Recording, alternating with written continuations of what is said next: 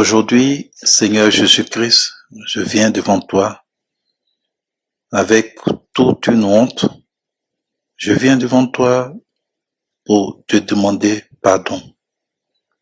Pardon pour tout le mal que nous avons fait à ton Église. Ma génération, notre génération. Seigneur, parce que je fais partie de cette génération. Cette génération, nous avons installé l'abomination de la désolation dans ta maison. Nous avons détruit, Seigneur, l'évangile que tu as annoncé de ton sang. L'évangile pour lequel tu as donné ta vie. Seigneur, nous avons détruit, oui, ma génération. Je suis coupable, comme la plupart de mes frères pasteurs, comme la plupart de mes frères prophètes, comme la plupart de mes frères évangélistes. Je suis coupable de ce que, Seigneur, de 1980 à 1990, ce que nous voyons à l'église n'existait pas. Nous sommes la génération qui a accompli ce que la Bible a dit de mauvais sur ce qui allait arriver sur la terre. La Bible a dit qu'il y aura des faux prophètes. Certains même vont porter le nom de Dieu, de Jésus-Christ. Parce qu'en réalité, Seigneur Jésus-Christ, nous avons arrêté de te prêcher. Nous avons arrêté dans nos églises de te présenter. Tu es fils de Dieu. Seigneur, nous, les faux prophètes, nous avons envahi ton église avec des chevaliers. Nous, les faux prophètes, qui devons prophétiser la repentance, qui devons prophétiser le royaume des cieux, qui devaient prophétiser le péché et amener le peuple à te craindre. Nous avons fait des pactes diaboliques avec des lois sataniques. Aux yeux, au su de tout le monde, nous, les prophètes de cette génération, nous portons des chevaliers, des bagues magnétisées, envoûtées, qui appartiennent aux loges mystiques. Nous portons des chaînes de sorcellerie. Nous, cette génération de prophètes, nous prophétisons la bénédiction. Nous prophétisons l'enfantement. Nous prophétisons le mariage. Nous, cette génération de prophètes, nous avons vendu l'huile d'onction. Nous avons commencé à vendre de l'huile d'onction. Et pour argumenter nos égarements, nous envoyons les gens dans l'Ancien Testament. Nous, prophètes de cette génération, Seigneur, voilà ce que nous avons fait. Nous avons fait boire de l'eau aux gens. Nous avons fait boire de l'huile aux gens. Nous avons vendu de l'huile. Nous avons fait la promotion de l'huile d'onction que je ne sais qui vient d'où, qui a oint. Nous sommes les seuls à voir si ce sont les démons, si ce sont les mystiques qui nous ont donné ces choses pour verser sur ton peuple, pour que ce peuple remplisse nos programmes, pour nous faire beaucoup d'argent.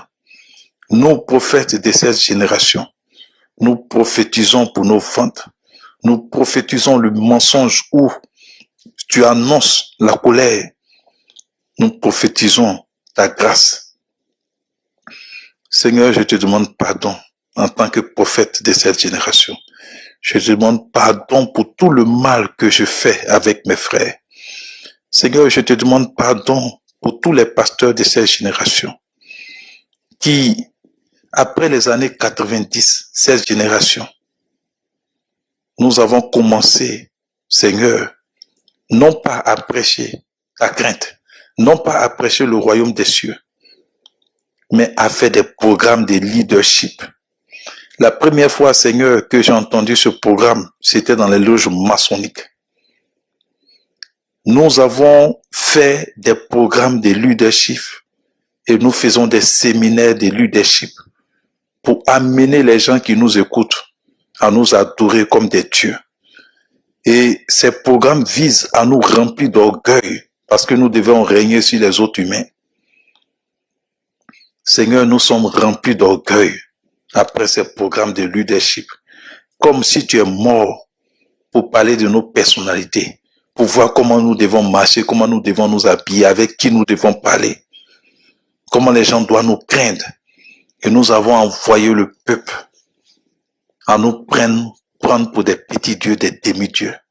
Aujourd'hui, même quand on parle mal de toi, nous tous, nous sommes dans le silence. Mais quand tu parles des pasteurs, tout le monde se fâche parce que c'est devenu des leaders. Tu n'es plus le leader de l'église, mais c'est les hommes qui se proclament leaders. Seigneur, voilà ce que nous avons fait encore en tant que pasteurs. Nous savons que tu es un Dieu qui te révèle et qui envoie, mais nous avons fait des écoles pastorales pour éteindre ta vérité, où à la base, à la tête, c'est les francs-maçons des États-Unis, de l'Angleterre, de la France, qui ont initié ces écoles théologiques pour égarer ceux qui devaient délivrer le monde, les évangélistes. Et nous sortons de ces écoles avec deux démons, l'ignorance et l'orgueil. Seigneur, je te demande pardon pour ce groupe de nouveaux pasteurs qui sont devenus des écrivains à travers le monde. Tellement nous avons été aveuglés par l'ignorance. Nous écrivons chacun des livres pour faire des livres parallèles à la Bible. Et tellement nos livres ont envahi les librairies. Quand tu rentres dans une librairie, tu ne sais pas s'il faut acheter la Bible ou il faut acheter nos livres. Père, c'est notre génération. Et je fais partie de cette génération. C'est nous qui avons mis cette abomination dans la maison de Dieu. Il y a un monsieur qui s'appelait Branham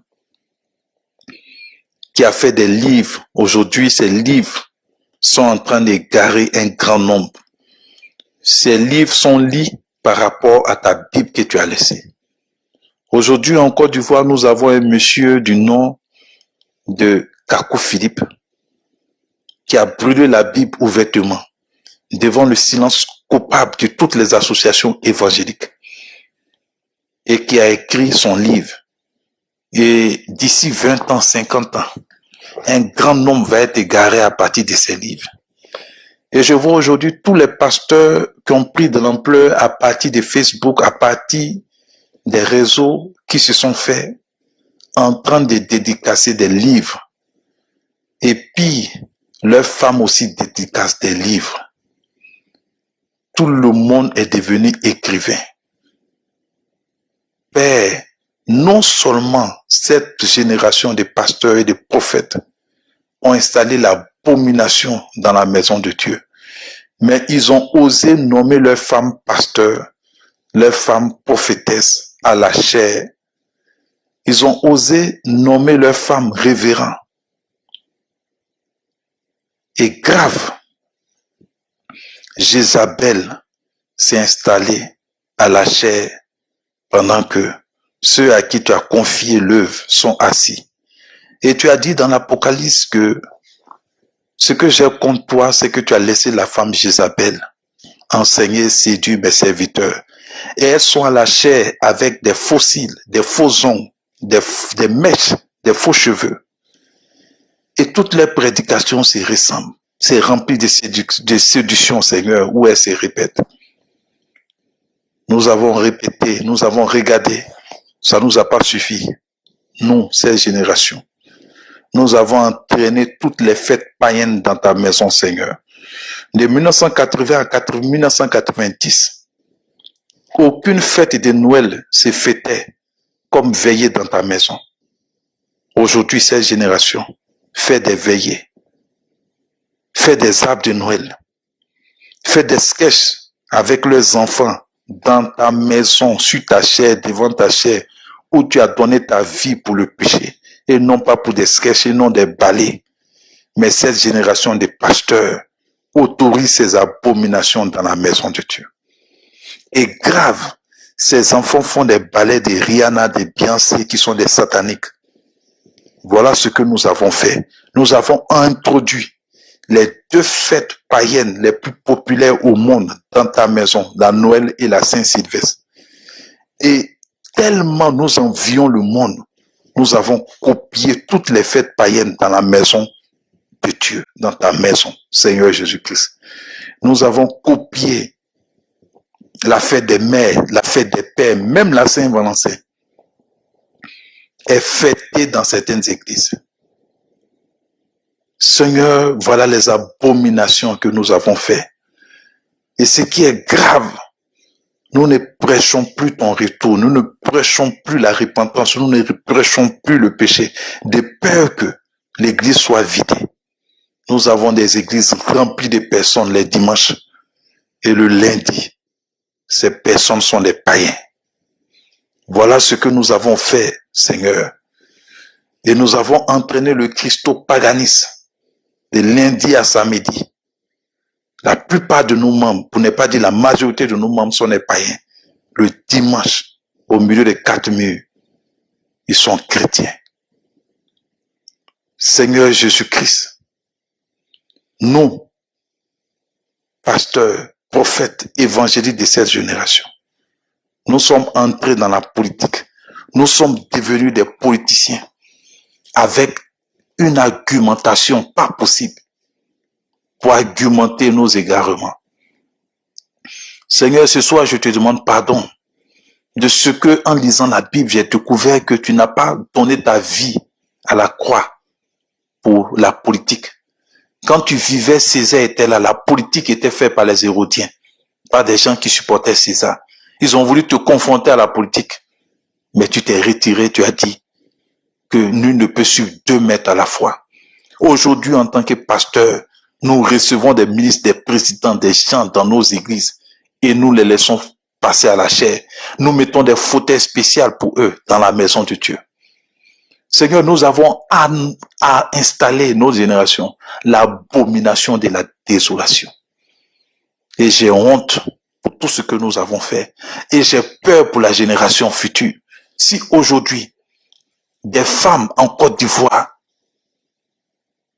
se mettent à la chair pour s'exhiber avec des faux ongles, avec des faux cheveux, des rouges à lèvres, dans 20 ans, dans 50 ans, ça va être grave. Si en Côte d'Ivoire, un frère du nom de Kakou Philippe brûle la Bible aux yeux de toutes les associations, et aujourd'hui, voilà l'abomination encore que nous avons installée, l'association. Je me demande qu'est-ce que ces associations font dans les pays. C'est pour se réunir, pour prendre des enveloppes, pour voyager, pour aller visiter Israël.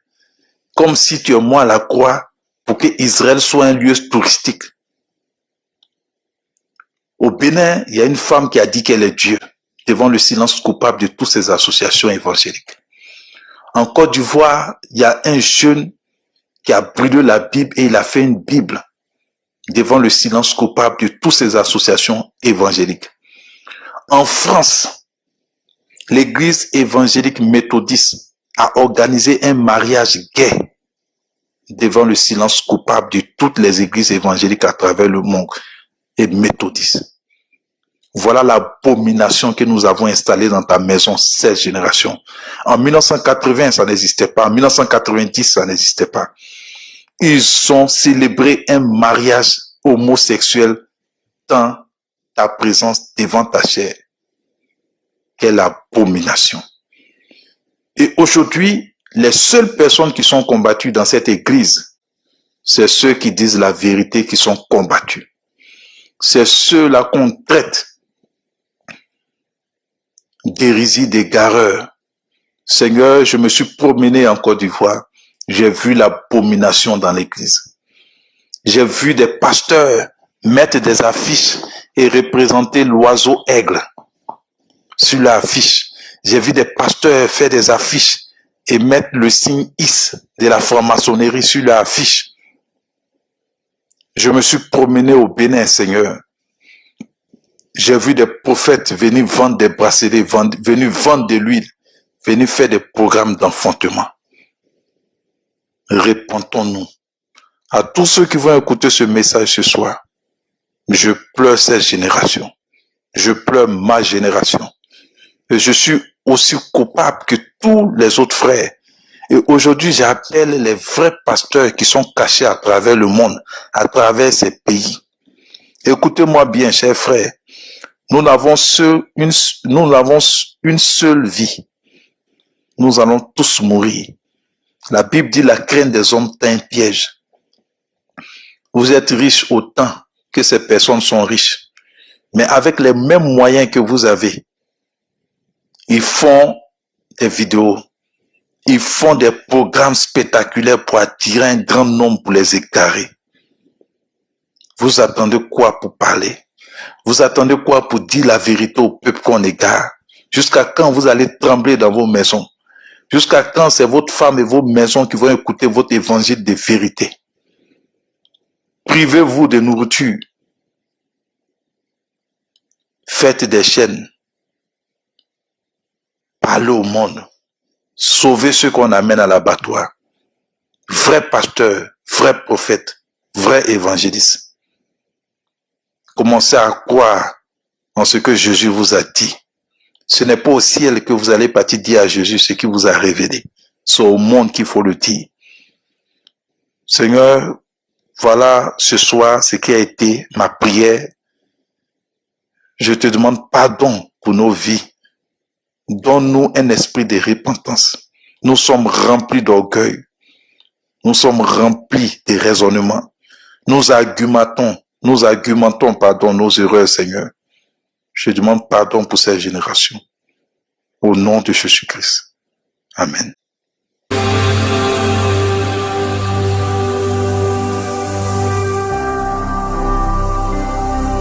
Jésus-Christ TV, vous connaîtrez la vérité et la vérité vous affranchira.